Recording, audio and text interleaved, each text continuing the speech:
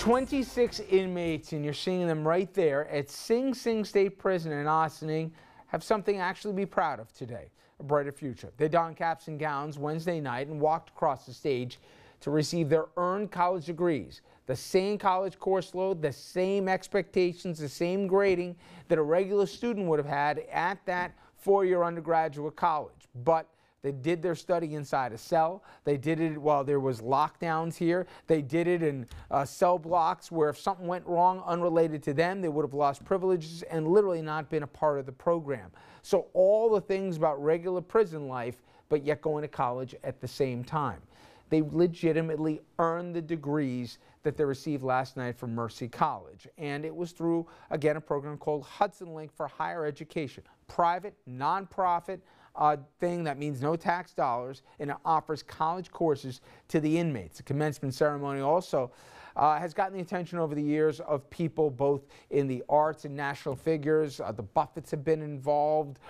You had Malcolm, you had the Forbes family that was involved at one. So it's not just on the left, you have on the right too, because this is a program that actually delivers returns. Just like any investment here, you look at the bottom line, and this program has paid off by any measurement. And this year, it got the attention of actress, TV talk show host Whoopie Goldberg, and also legendary actor and performer Harry Belafone, who both attended the event. And I bring Dominic back in here because you got a chance to talk to both of them afterwards. And it wasn't just the kumbaya moment. You're asking about some of the hard questions we had early this year when New York State, on the legislative level, after the governor said he'd be behind the program putting funding into it, the thing died down because of all the same questions, legitimate questions, that have come up about this before. Well, Richard, I say this as objectively as possible. Hudson Link, the program that runs this, it's an excellent initiative. But there are some of you watching right now that raise the question of whether prison inmates should be able to obtain a college education. Now, although the money in this case by Hudson Link is privately raised, and although the program is so successful that only a handful of the college graduates have ever returned to prison, now saving taxpayers millions, we sat down and put the tough questions to Whoopie Goldberg and Harry Belafone. Whoopie Goldberg, we're used to seeing you in the movies, we're used to seeing you on The View, and now you're here locked up with the rest of us at Sing Sing. Why are you here today? Because I pissed somebody off. No. Because there's a wonderful program that's happening here, and young men who came in thinking one way are leaving totally differently. Because they're graduating from college, something I'm sure a lot of folks never thought they would actually say they were going to do. So I'm giving the commencement speech. I don't know why it's me, because, you know, my little crazy self, I never went to college. But to watch these guys realize that there is something for them out there is a great thing. And so I'm just happy to be here to support and to make this, you know, speech. Whoopie Goldberg, you know that you're a huge celebrity. You know, you keep calling me by my full name. You can just call me Whoopie. Okay, Whoopie. Yeah. You know that you're a full celebrity. A lot of people pay attention to what you have to say.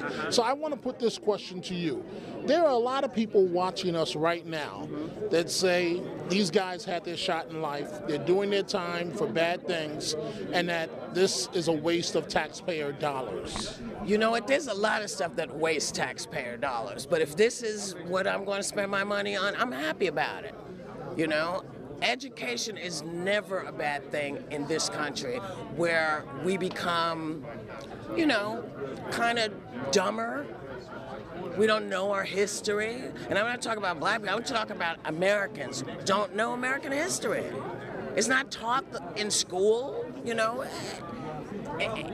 If you can get education in someone who made poor choices in the beginning, but is at a place where great choices can be made and pay off, this is only good for us in the Americas. This is good for us in the United States.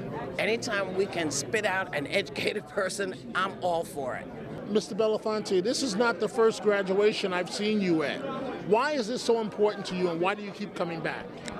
I keep coming back because I think the program here at Sing Sing is a very, very positive program. And we talk a lot about what happens when young men and young women get into the lockup. They're forgotten by the bigger society. But I think inside Sing Sing and this institution, and with Mercy College, we're making a big difference in how inmates begin to look at themselves. And I keep coming back to not only make sure the program's going well, but to learn from the guys in the lockup and from the college and everybody else. Is there a way we can do it better, and what can I do to help? Mr. Belafone, we asked this of Whoopie Goldberg. You know what the critics say. They feel that this is throwing good money after bad, and that they wonder, are these really the individuals that should have this type of opportunity? To that, you say what?